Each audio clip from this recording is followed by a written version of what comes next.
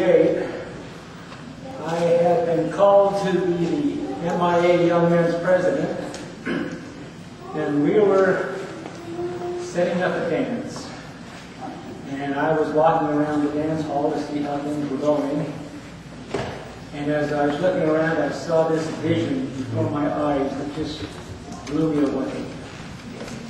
There was a young lady there who had a mop on top of her head, had two of her front teeth knocked out, was wearing a 3-foot tail.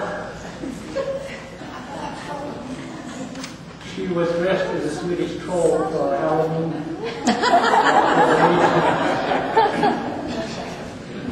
Her niece was with her, that was my wife, and I started a conversation with her niece, and I think her aunt maybe threw 3 words in there.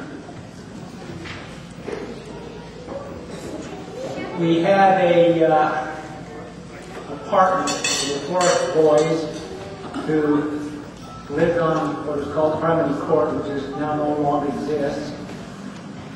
And down the street, a couple of houses, there were some girls who lived in the apartment. And her niece called up and asked if there was anyone there that could come down and help them with a broken light switch. I was free for the moment, said sure.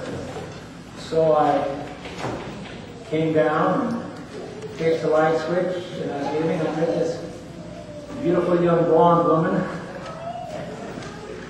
who I didn't know at that point in time was the troll. But I did go back many times to visit with her. I showed her how my father fixed my mother's pan by breaking the handle off one.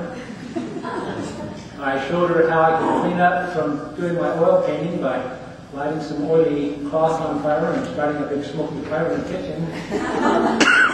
And I'm sure after many more maneuvers like this, she was impressed enough that she accepted my hand in marriage.